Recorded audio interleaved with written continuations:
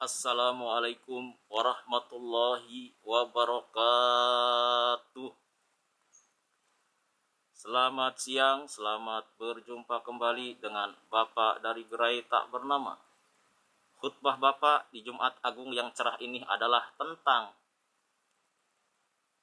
apakah yang ditulis Yesus di atas tanah di Yohanes pasal 8 ayat 5. Umat Kristen tidak akan mengetahui apa yang ditulis oleh Yesus di atas tanah. Tetapi umat Islam mengetahuinya karena umat Islam diajarkan oleh Nabi Muhammad SAW.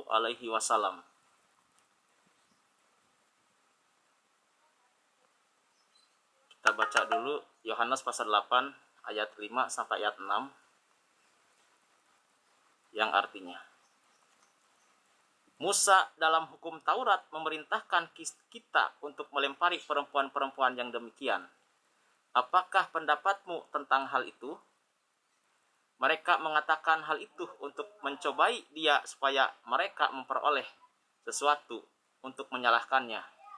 Tetapi Yesus membungkuk lalu menulis dengan jarinya di tanah.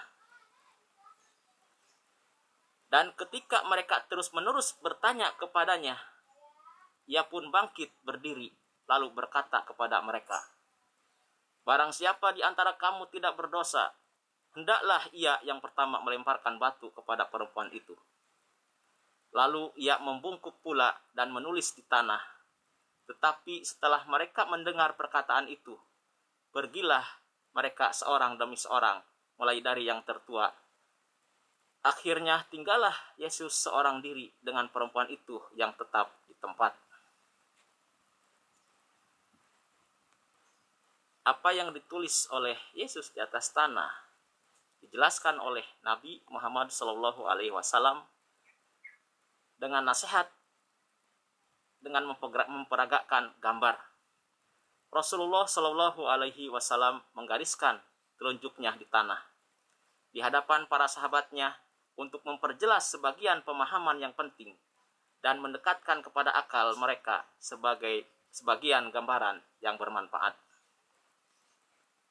Al-Bukhari dalam sahihnya meriwayatkan dari Abdullah bin Mas'ud radhiyallahu anhu, ia berkata, Rasulullah SAW membuat garis untuk kami berupa segi empat dan menggariskan sebuah garis di luarnya dan menggariskan garis-garis kecil membentang di tengah dari kedua sisi.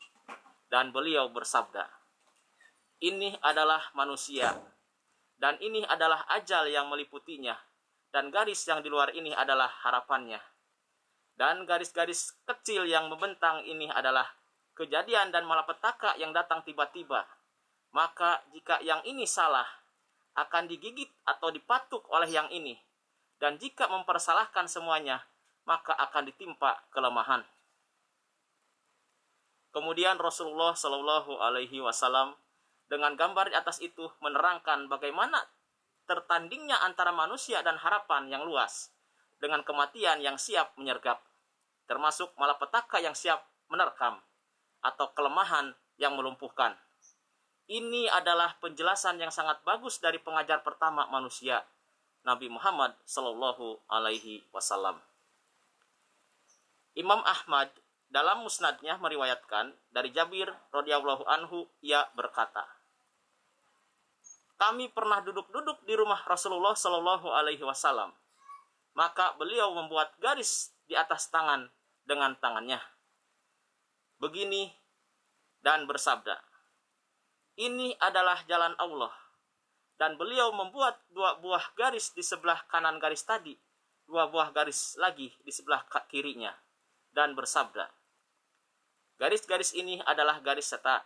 Garis-garis ini adalah garis setan.' Kemudian beliau meletakkan tangannya pada garis yang berada di tengah dan membaca ayat ini. 'Dan bahwa yang kami perintahkan ini adalah jalanku yang lurus. Maka ikutilah dia dan janganlah kamu mengikuti jalan-jalan yang lain. Karena jalan-jalan itu mencerai-beraikan kamu dari jalannya. Yang demikian itu diperintahkan Allah kepadamu agar kamu bertakwa.'" Quran surat 6 ayat 153.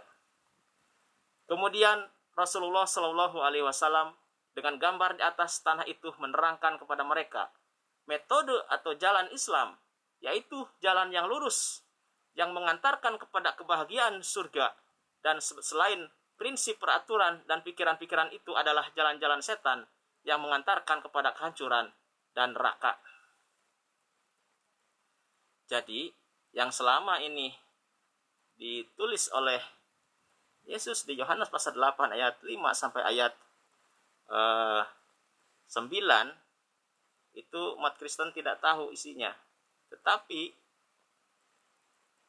umat Islam tahu karena diajarkan oleh Nabi Muhammad Shallallahu Alaihi Wasallam. Saya cukupkan sekian, mudah-mudahan ada manfaatnya. Billahi taufiq wal hidayah. Wassalamualaikum warahmatullahi wabarakatuh.